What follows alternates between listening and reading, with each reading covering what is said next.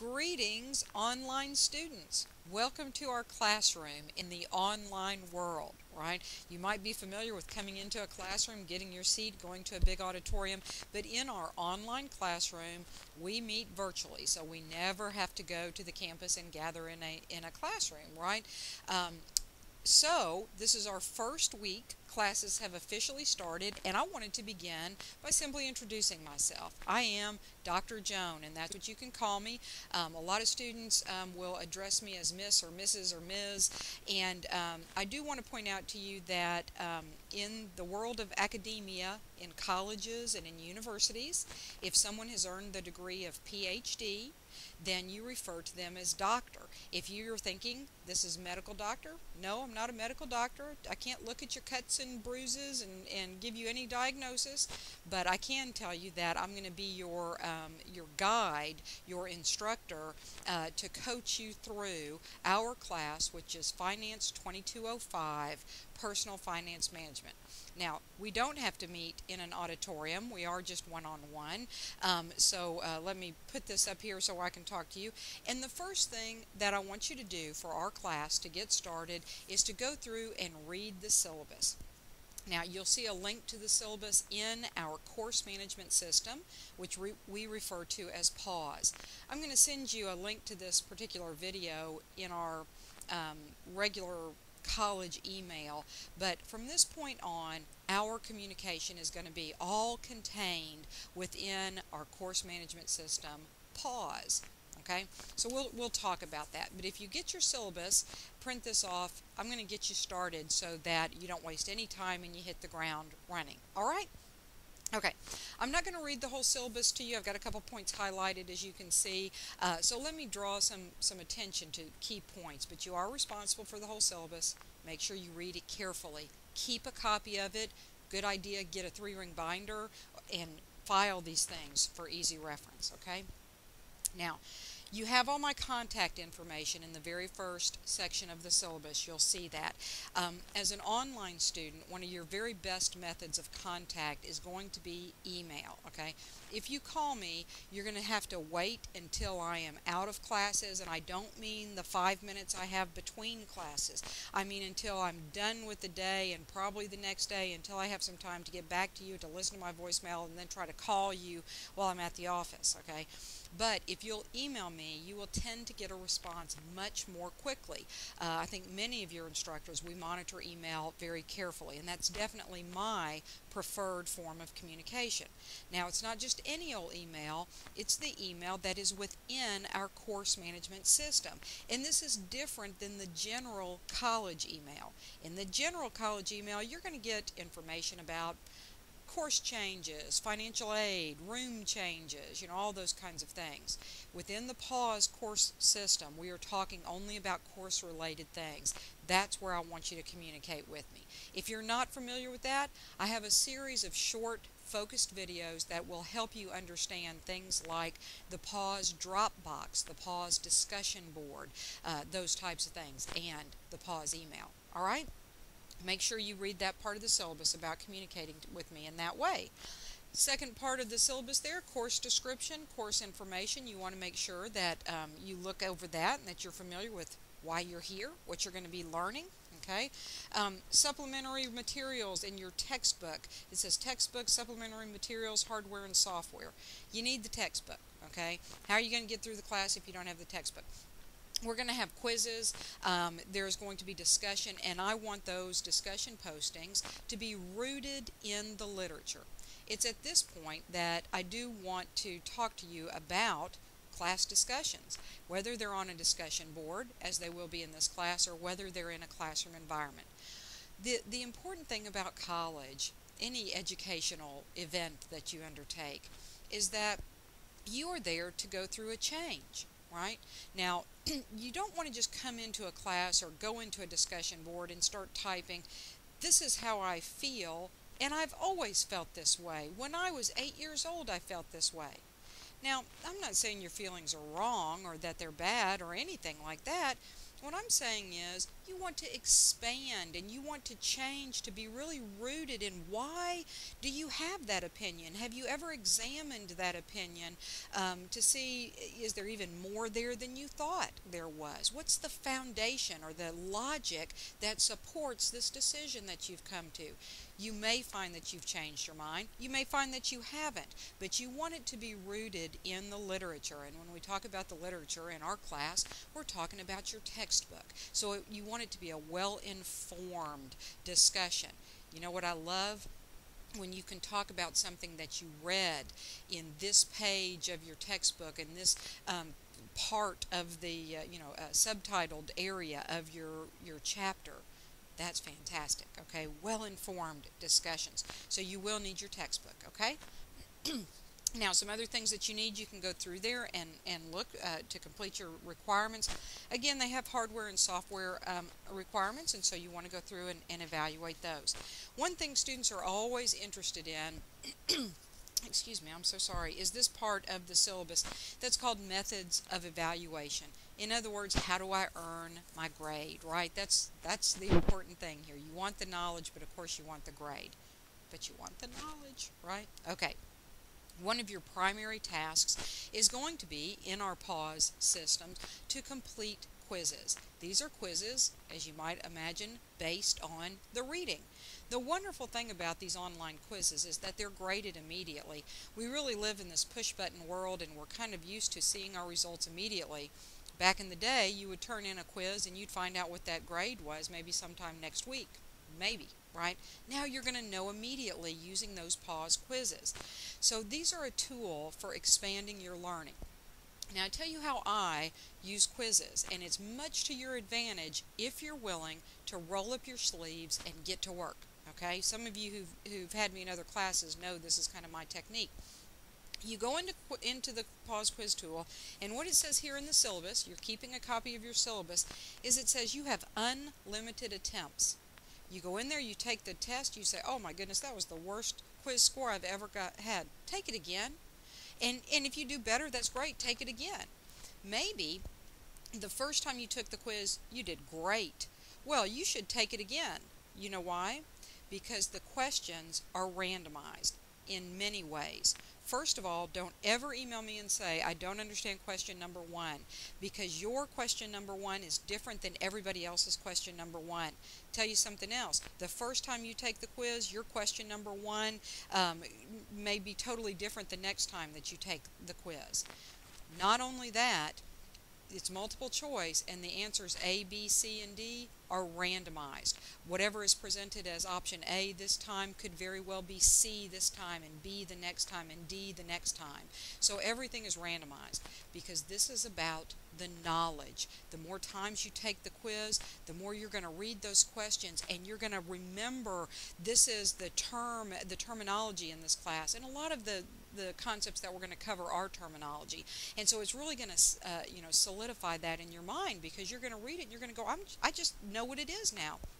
I had a student tell me one time, well, you know what I'm going to do, Dr. Joan? I am just going to memorize those terms.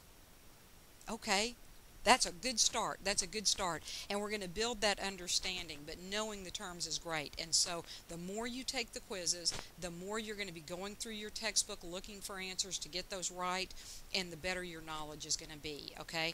Unlimited attempts. That sounds too easy.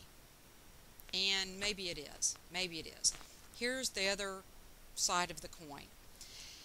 It really makes me sad when I see students who go in and take a quiz and they'll say, well, I made a 70 and that was good enough. That's not good enough. That's a C, and that's barely a C. You can't quit on yourself like that. Not when I've given you unlimited attempts and you're sitting there with open book and you get immediate feedback.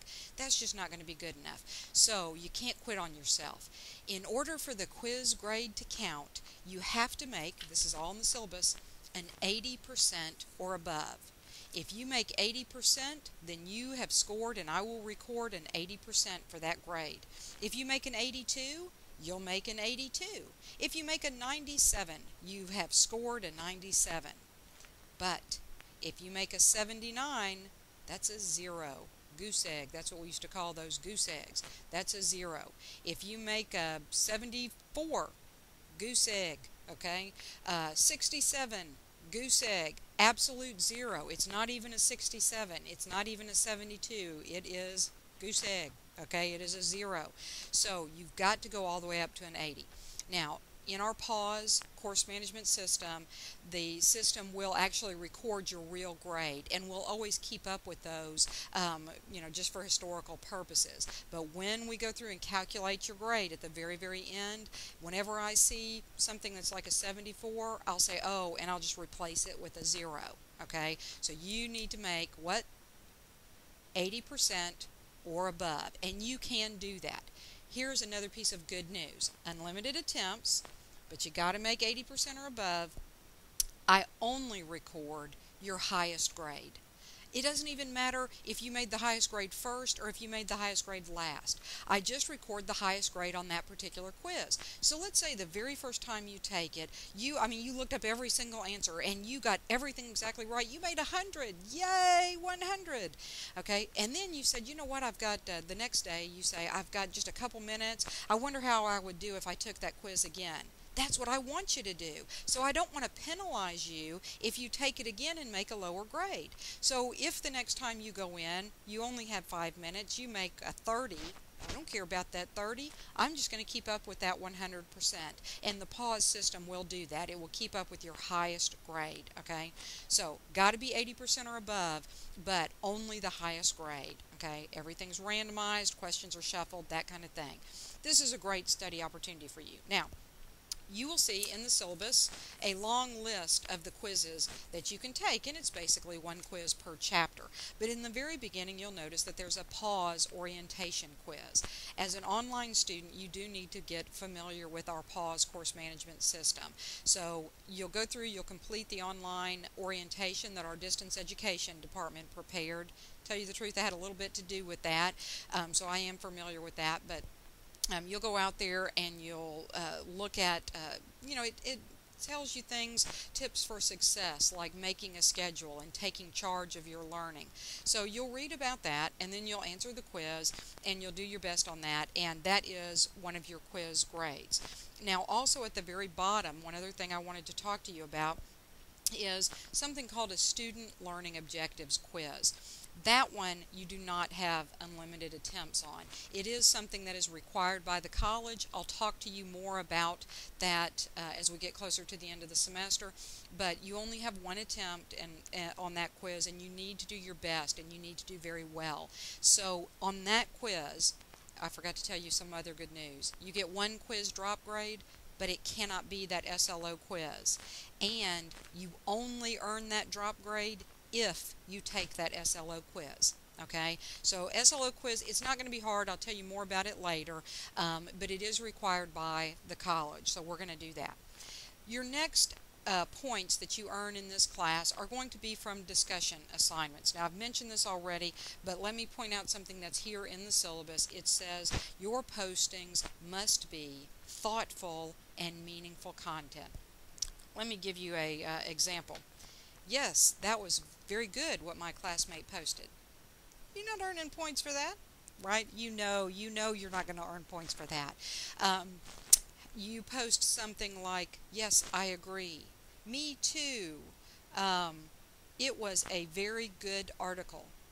These are not college-level discussions. You're here to expand your mind. You're here to step it up to a next level. I want to know when I read your discussion posting that you have read the book. Your posting must prove that to me. It must give evidence of that. If someone else has gone in and read the book and posted a discussion that gives meaningful content, and you're trying to kind of skate by with a sentence or two that does not have that focus and does not have that meaning, will not earn that the same level of grade, okay? And you know that, so it is obvious. I've been teaching for a long time, and so this kind of stuff is really going to shine through, okay? You'll be fine. You are not going to do that anyway. You're going to give me your best because you want to impress me. I'm going to do my best for you, and I want you to do the same. It's about what you put into this course. So every chapter, as you'll see in the syllabus, you have one quiz, you have one discussion posting each week for each chapter. You can do that. You can do that. That's how you're going to earn points. How about exams? Next thing on the syllabus. You're going to have 3 exams during the semester. You're going to have a midterm, you're going to have one at the end of the semester, and then you're going to have a comprehensive final. Comprehensive means goes back to the very beginning of the semester, right? Here would be my strategy as I take those exams. Because of those 3, you're going to have 1 drop grade. That means also there will be no makeup tests. Okay? Want to be real clear on that. No makeup test. So you say to me, well, I can talk more about this, but you say to me my computer crashed in the middle of taking the test, or you had a tragedy in your life, and I hope that that does not happen. But you know, we deal with a lot of students. There's a lot of people, and those things do happen to people, and they are very real. In my opinion, you cannot lose focus by going back and trying to play catch up. It is much better that you focus on going forward and doing well. So you have 1 drop grade. Everybody blows it sometime, but that's going to be your drop grade. Here would be my strategy. Do your best on exam number 1. The questions are going to come directly from your chapter quizzes. So if you study the chapter quizzes, you're taking those over and over and over. That is direct preparation for your exam. Everybody knows that chapter 1 of any textbook is your easiest chapter. Do well on exam number 1. Once you finish that, and I'll say this again as we continue forward, do well on exam number 2. If you do well on those first 2 exams, then the comprehensive final can be your drop grade. Now, what you may have just heard is, I don't have to take the final. Didn't say that. You heard wrong, okay? I said you have 1 drop grade. If you blow up and do poorly on exam number 1, then you're in a situation where you need to do really good on exam number 2 and the comprehensive final. Same thing if you don't do quite as well on exam number 2. Then hopefully you did well on exam 1, and then you'll do well on the comprehensive final. But the best strategy will be to do well on exam 1, to do well on exam 2, study hard, take those chapter quizzes to prepare, and then you can take the final exam and the pressure is off, right? But that final exam can be your drop grade. They are all online. Okay, so that's a good thing too. You'll see some notes there I have on extra credit. I'll tell you more about that as we continue through the semester. This is already getting long. I have some discussion here on how to calculate your grade. At the end of the semester, you'll be emailing me saying what is my grade, and I will direct you to how to calculate your grade. So you might want to, you know, again, print this syllabus and keep up with it. Final notes here, and then I'll sign off. I'll try to show you some pause tips maybe in a second video. But there are guidelines for communication, and I've already stressed the importance of the pause, email, and also the discussion guidelines, and you need to read those. Folks, this almost goes without saying, but I am going to say it, and it is in my syllabus. You need to be respectful. Now, where we may disagree is in how you are respectful. You do address people, you know, for example, me is primarily who you're going to be addressing, by my title and by my name. You may call me Dr. Joan, okay, and that's fine, and I look forward to a great semester. We just have to lay down the ground rules so that we have a good semester, right? Yeah, you're used to this. When you type your email to me, a lot of students will say, but Dr. Joan, you don't understand. I was in my car and I was on my cell phone and I really couldn't concentrate. Boy, there are so many problems with that sentence. Don't text me in your car. Even if you're a passenger, okay, you do not need to be slinging me out an email that is not well thought out. To maintain our professional relationship, I want to present a very good course to you. I want you to present your best to me. This is important later on. You may need letters of recommendations for honor society memberships and university parallel transfer scholarships, all kinds of things like that. Address me by name, write complete sentences, use proper punctuation, use proper grammar. For example, it is disrespectful when you use a little lowercase I instead of the pronoun, which is a capital letter I. You're kind of implying that you don't even respect yourself that much. And I know you don't mean to imply that, but it's just very sad, and it just gives a very bad impression. And I don't want you making that impression as you go out into the world. And so we need to start that business communication really just right now in this semester, okay? So as you email me, express complete thoughts. I get emails from students. I had an email from somebody the other day that said, "What book?" I don't even know what class you're talking about, and I don't know, maybe she's looking for Little Red Riding Hood? I don't know. Okay, so explain the thought, take the time to do that, and in that way we'll communicate well. Folks, I am looking forward to a really good semester with you, and I know we're going to have a great class. This is actually my first time teaching personal finance. I'm familiar with it, of course, but I teach other classes at the college, and I think this is some real interesting content. I think you're going to enjoy the principles that you learn throughout this semester. So get started in pause, begin exploring the content link and your assignments, and review that syllabus. That's going to give you all the information that you need to earn the best possible grade in our class, plus the instructions that go along with the assignments. So I'm looking forward to a great semester, and we'll be talking to you again soon.